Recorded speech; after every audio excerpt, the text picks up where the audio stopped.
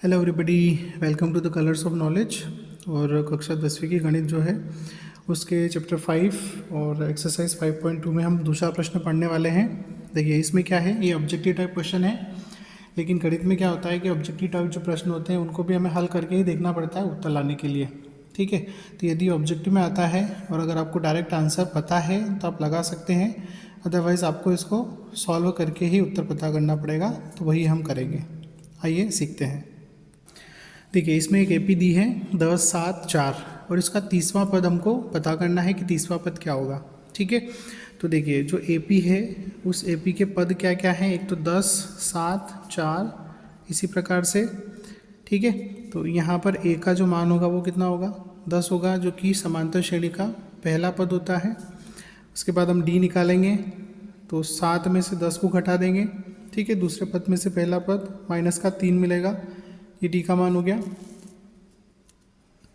उसके बाद में आपका तीसवां पद आपको निकालना है, मतलब A30 हमें पता करना है। तीसवां पद मतलब A30 का मान हमें ज्ञात करना है।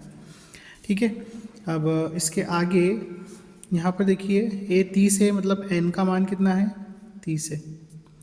ठीक, हमारे पास सूत्र वही है, an बराबर a plus n minus 1 into D.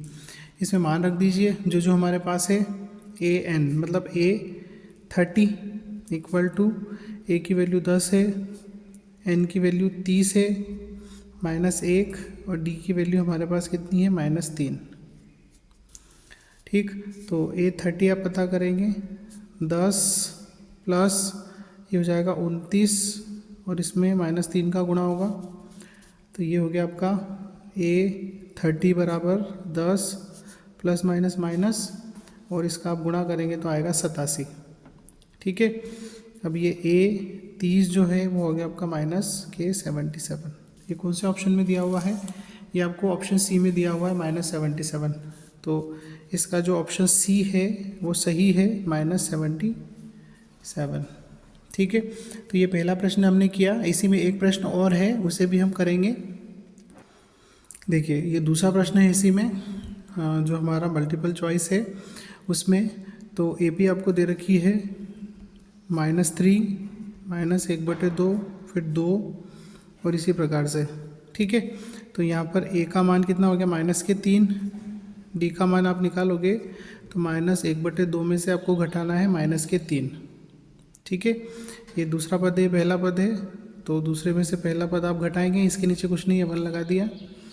यहाँ पे 2 इसका लघुत्तम आएगा, तो माइनस का 1, ये माइनस माइनस प्लस हो जाएगा, 1 दूनी 2, मतलब कि एक से 2 में भाग देंगे, 2 आएगा, 2 तिया 6 हो जाएगा, तो ये हो जाएगा आपका 5/2।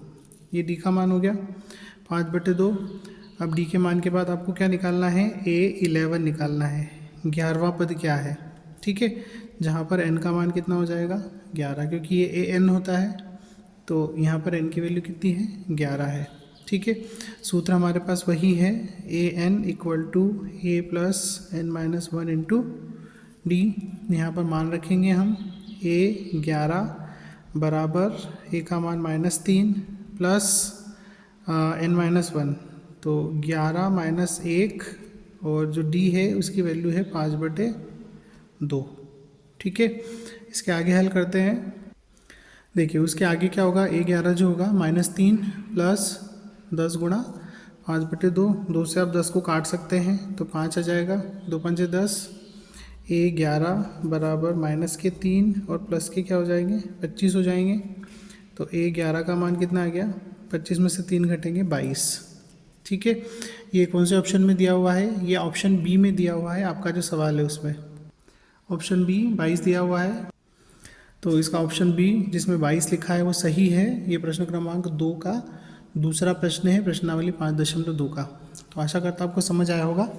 Thanks for watching. वीडियो को लाइक करें, चैनल को सब्सक्राइब करें, मुझे सपोर्ट करें। Thank you.